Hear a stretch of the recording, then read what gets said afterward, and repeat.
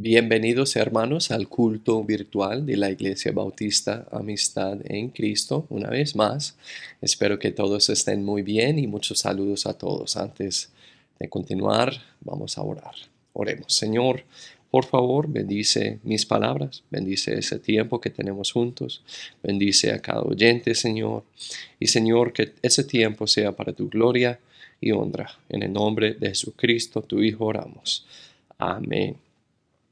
Amén, hermanos. Bueno, ustedes saben que estamos estudiando el libro de Judas, la epístola pequeña de Judas, y ya llevamos 3 semanas. Este domingo, el día de hoy, será el tercer domingo. Entonces, hermanos, hasta hoy hemos visto el saludo que se encuentra de versículo 1 al 2 de Judas a los creyentes de Jerusalén.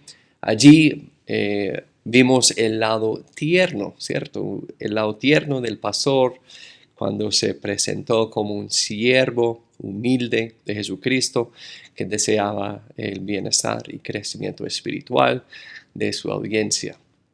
La semana pasada vimos el propósito de Judas, de versículo 3 al 4. Empezamos a ver aquí el otro lado del pastor. Habló de su intención original de compartir un poquito de la gran salvación que se encuentra en Jesucristo, pero parece que él cambia el tema. Allí es cuando empezamos a ver el celo de Judas. Había algo, hermanos, pasando en medio de ese grupo de creyentes que él no pudo ignorar.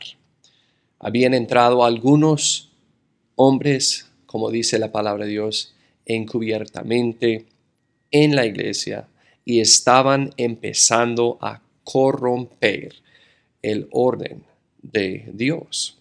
Entonces él no pudo ignorarlo.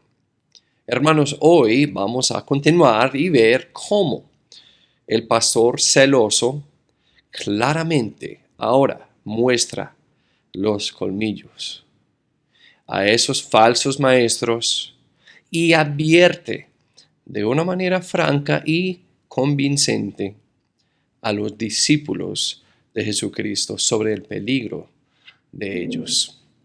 Vamos a leer el pasaje entero antes de continuar.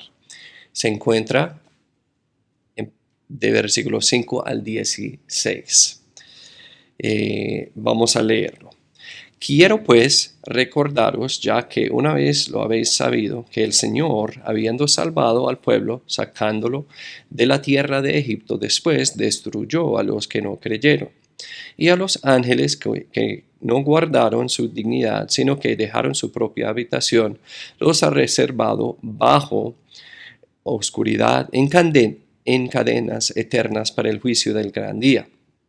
Como Sodoma y Gomorra y las ciudades vecinas, las cuales de la misma manera que ellos, habiéndose dado a la fornicación e ido en pos de carne extraña, fueron puestas por ejemplo, sufriendo el castigo de fuego eterno. De la misma manera, también esos soñadores mancillan la carne, rechazan la autoridad y maldicen a las potestades superiores. Pero cuando el arcángel Miguel contendía con el diablo disputando acerca del cuerpo de Moisés, no se atrevió a usar juicio de maldición contra él, sino que dijo: el Señor te reprenda. Pero estos maldicen las cosas que no conocen, y en las que por naturaleza conocen, se corrompen como bestias brutas. Ay de ellos, porque han seguido el camino de Caín y por recompensa se lanzaron en el error de Balaam y perecieron en la contradicción de Coré. Estos son manchas en vuestros ágapes que banquetean con vosotros, apacentándose a sí mismos sin temor.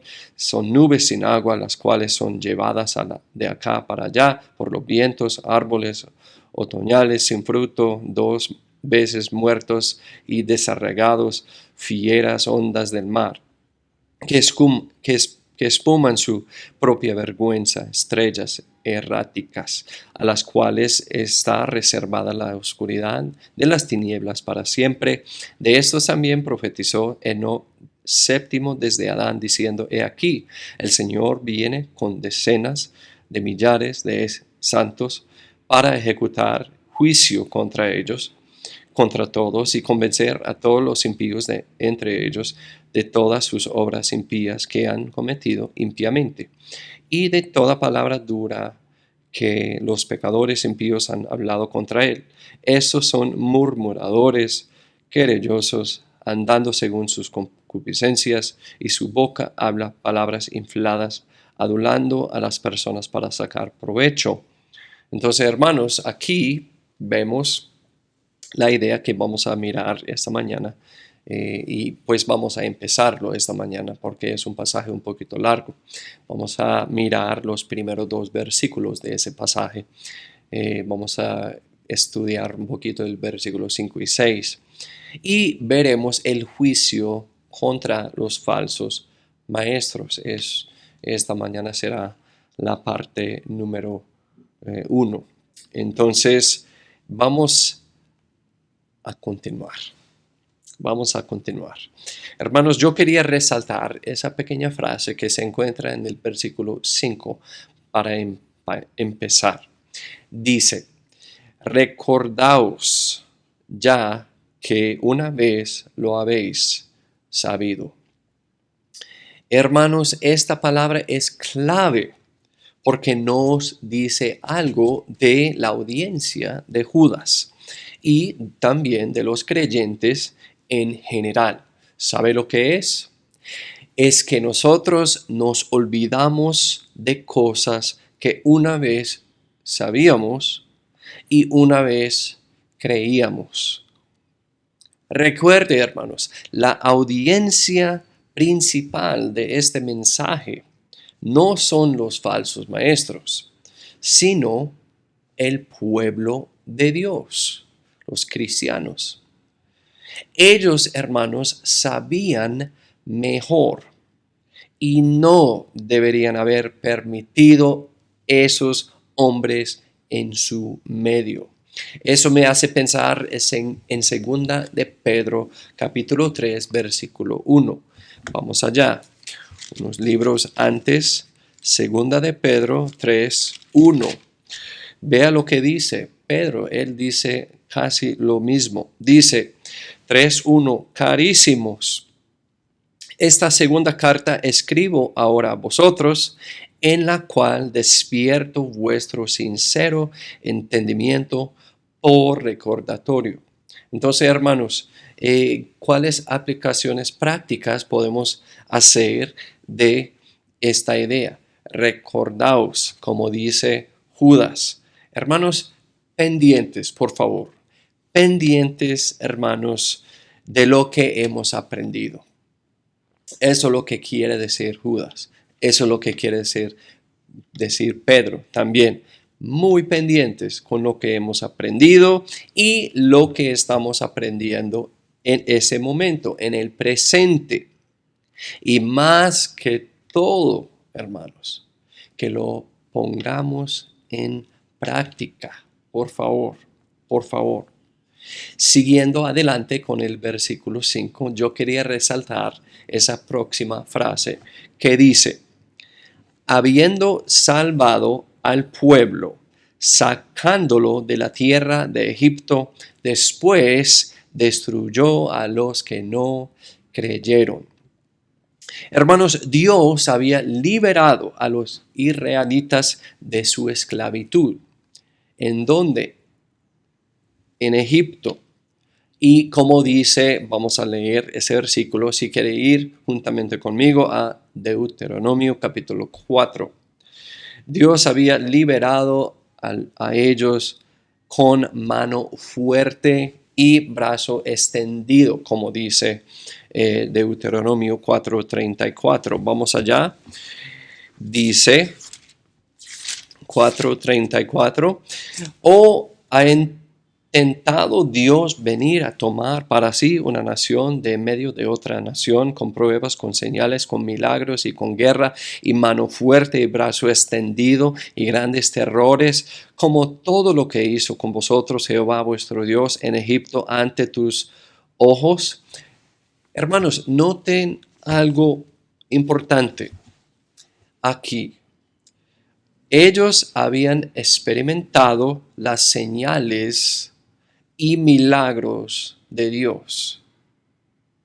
Dios lo hizo, hermanos, con el fin de que llegaran a ser una nación dedicada y una nación santa y una nación completamente entregada a su servicio, pues los judíos, por todo lo que hizo en la liberación de ellos de Egipto. Pero hermanos, y eso es muy importante, pero después en el desierto, la mayoría demostró que a pesar de todo lo que Dios había hecho, ellos todavía, hermanos, todavía eran incrédulos. Todavía eran incrédulos. Entonces, eso es lo que nos dice Judas aquí, cuando nos habla de cómo después destruyó a los que no creyeron. ¿Qué es lo que podemos decir? ¿Cuáles aplicaciones prácticas podemos hacer aquí de esta idea? Hermanos, Dios es Dios, ¿cierto? Y es capaz de hacer lo imposible. Él es el Todopoderoso. Pero si vimos algo sobrenatural en nuestra vida, eso no insinúa que seamos salvos. Hermanos, lo escuchamos todo el tiempo cuando estoy hablando con la gente, cuando estoy evangelizando. Pregunto a la gente, ¿usted conoce a Dios? ¿Usted es salvo? Y me dicen, sí, sí, claro que sí. Bueno, y les pregunto, ¿y cómo sucedió eso? Ellos me dijeron, bueno, hace como 10 años yo tuve un accidente. Y en ese accidente sufrí una cosa horrible, pues. Y Dios me salvó, me restauró, me sanó. Hermanos, para muchas personas eso es el testimonio de su cristianismo. Ojo con eso. Eso no es un testimonio de salvación. Pues de salvación física, sí, y gracias a Dios por su misericordia. Pero eso no es un testimonio de salvación espiritual. Hermanos, todo eso aquí, como Judas nos está hablando de lo que pasó con los judíos, a pesar de lo que Dios había hecho en Egipto con la liberación de ellos y lo que experimentaron, todo lo sobrenatural que ellos vieron y experimentaron.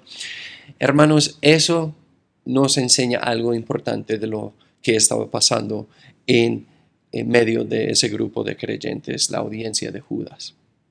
Hermanos, eso insinúa que los falsos maestros de pronto hacían cosas sobrenaturales en medio de la iglesia, pero al mismo tiempo enseñaban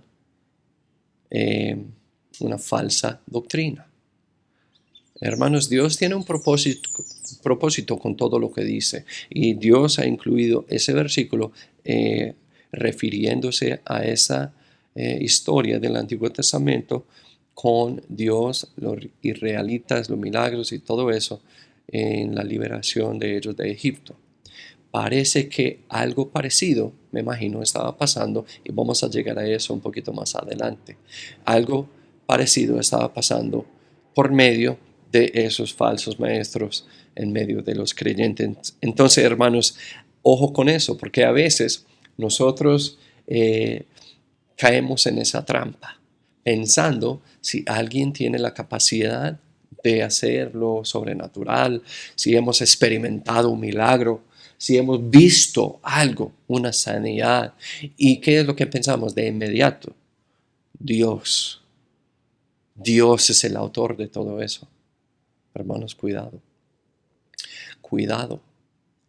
Los falsos maestros parece estaban engañando a la gente con cosas así y después con su falsa doctrina.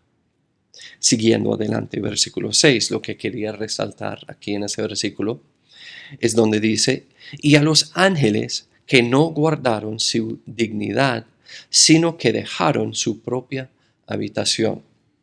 Hermanos, este pasaje es muy interesante, de verdad. Y hay perspectivas diferentes acerca de lo que está diciendo Dios, de lo que está pasando aquí, de la historia a que se refiere Judas. Pero yo les voy a dar mi perspectiva, creo que es una perspectiva bíblica de lo que está pasando aquí en el versículo 6, cuando Judas habla de los ángeles caídos. Hermanos, vamos a 2 de Pedro, capítulo 2, 4. Eso nos da un poquito más información y es un versículo paralelo de lo que tenemos aquí en Judas, versículo 6. 2 de Pedro 2, 4 dice, porque si Dios no perdonó a los ángeles que pecaron, sino que los arrojó al infierno y los entregó a prisiones de oscuridad, a ser reservados para el juicio.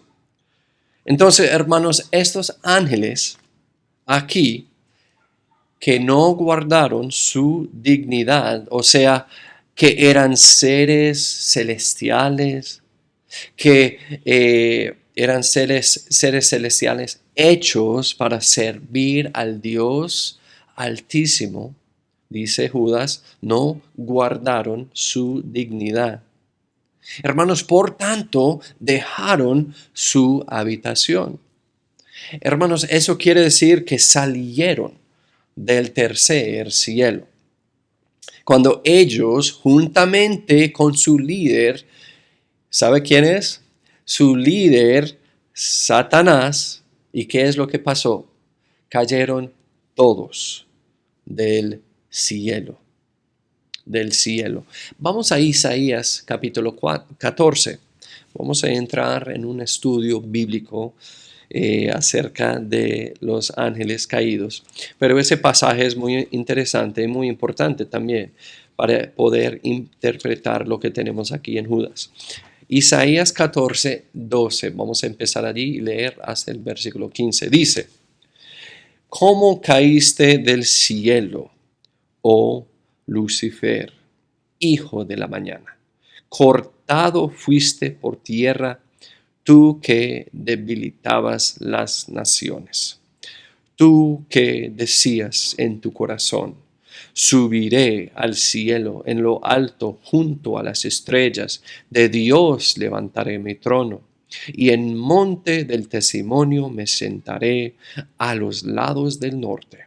Sobre las alturas de las nubes subiré y seré semejante al Altísimo. Pero tú, derribado serás hasta el infierno, a los lados del abismo. Hermanos, cuando eso sucedió con Satanás, o como se llama aquí en Isaías 14, Lucifer, cuando eso sucedió con él y también con los ángeles que lo siguieron y cayeron del cielo, hermanos, algo les sucedió. Cuando eso sucedió, ellos cambiaron su naturaleza angélica por una naturaleza humana y una naturaleza también sujeta a la muerte. Muy interesante. Vamos a Salmo 82. Salmo 82. El salmista nos da una idea de lo que está pasando aquí. Salmo 82, de versículo 6 al 7, dice, Yo dije, vosotros sois dioses, y todos vosotros sois hijos del Altísimo. Pero como hombres moriréis, y caeréis como cualquiera de los príncipes. Hermanos, lo que está pasando con los ángeles caídos es algo impresionante. Luego lo que sucede es inimaginable. Se infiltraron en la humanidad y tomaron esposas humanas para sí. Ahora vamos a Génesis capítulo 6. Génesis capítulo 6. Tenemos un acontecimiento aquí muy raro, pero eso es lo que pasó. Génesis capítulo 6, vamos a leer de versículo 1 al 6. Vea lo que dice. Dice, y aconteció que cuando comenzaron los hombres a multiplicarse sobre la faz de la tierra, y les nacieron hijas, viendo los hijos de Dios que las hijas de los hombres eran hermosas, se tomaron mujeres, escogiendo entre todas.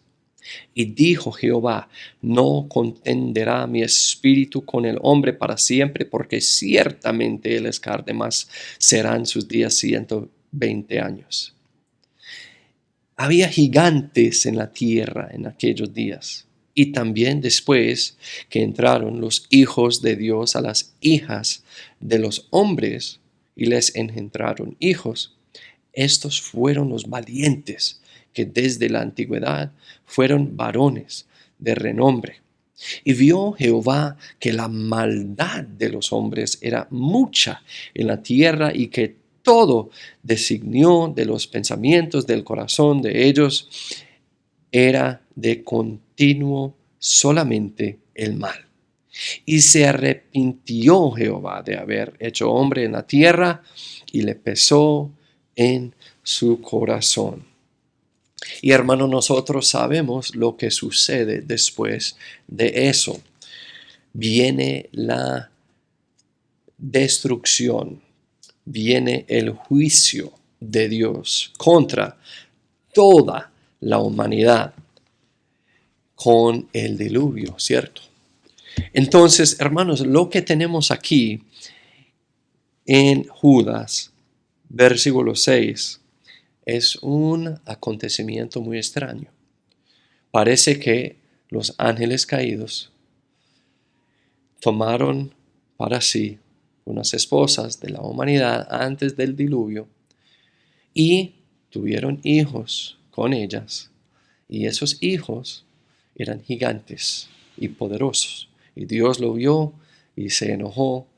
Y además, pues, la maldad de toda la humanidad y destruyó a la humanidad y condenó a esos ángeles a una condena específica por lo que habían hecho. Hermanos, ¿qué podemos aplicar en nuestra vida personal de lo que hemos leído aquí en Judas 6?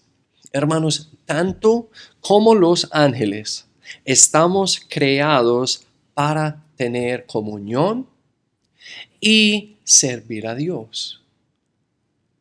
También, hermanos, es una equivocación pensar que tenemos el derecho de vivir como queramos, fuera de los límites que ha puesto el Altísimo.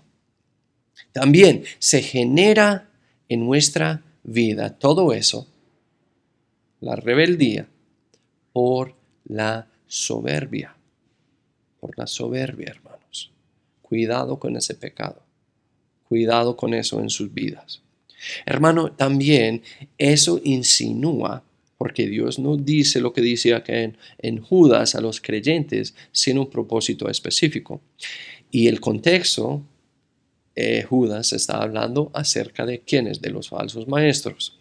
Esto insinúa que los falsos maestros, hermanos, no eran sujetos a la autoridad y promovían, o por lo menos participaban de la inmoralidad sexual. Hermanos, eso concuerda perfectamente con lo que se ve muchas veces en la iglesia moderna. Dicen, pero tengo una profecía, un mensaje de Dios, y sabe que esa enseñanza es contra lo que dice la palabra de Dios, o sea, cambian la doctrina establecida de la palabra de Dios, y al mismo tiempo muchas veces esas personas se involucran en la inmoralidad sexual en la iglesia, y eso causa un caos, eso causa muchos problemas, y eso daña el testimonio de la iglesia de Cristo, y de hecho a veces destruye totalmente la iglesia local. Hermanos, ¿quién piensan ustedes es el autor de cosas así? Exactamente. Es el enemigo, es Satanás. Y él usa a sus falsos profetas y maestros para lograr sus metas. Bueno, siguiendo adelante, versículo 6.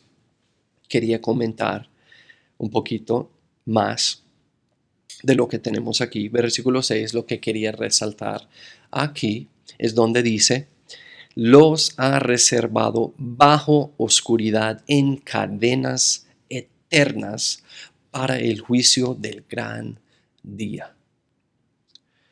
Hermanos, lo que hicieron los ángeles caídos fue tan horrible que Dios destinó a ellos a una eternidad específica. A una eternidad específica. Vamos a Mateo. Capítulo 25. Mateo 25. Vea lo que dice la Escritura aquí acerca del destino específico de los ángeles caídos.